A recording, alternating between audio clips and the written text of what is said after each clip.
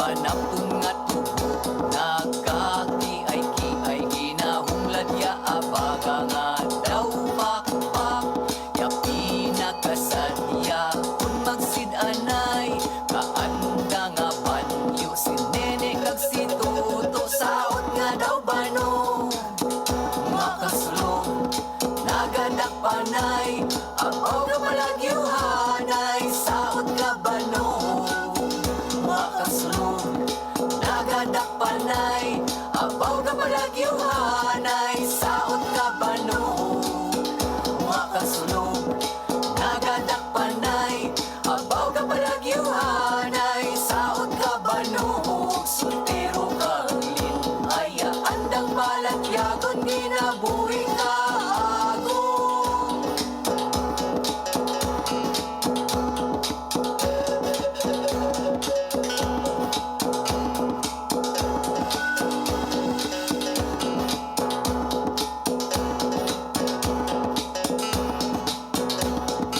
Tuyak ka namon, may saot nga inagong, pasidungog sa kulturang panayano.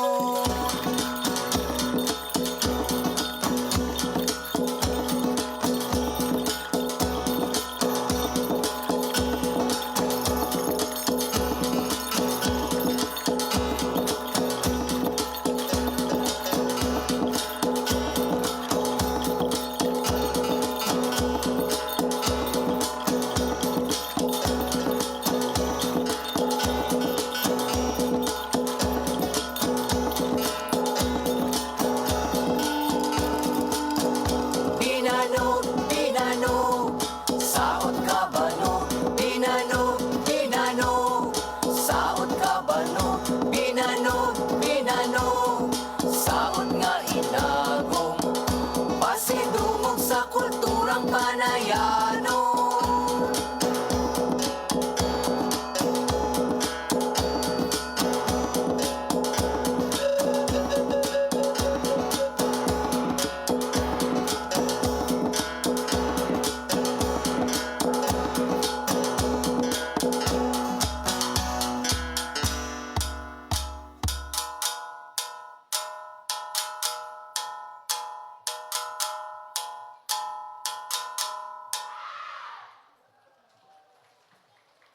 Kanamon nga mga sulod nun, istorya ka banog nga nagapang dagit itiso, saan dang pagtabog ganda nga nakit, anya darwa ka pispis, nagpuro hampahang.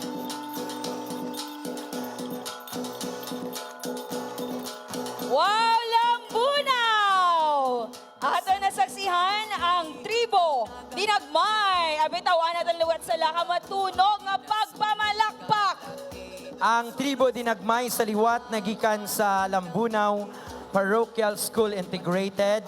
Kaginapangunahan sang ila tribe managers, Miss Andrea Percon, Miss Kathleen Nicole Gembalenia. Kaginapangunahan sang ila tribe leader, Mrs. Daisy L. Despe, kag ang ila choreographer, Mr. Arvin M. Libuna.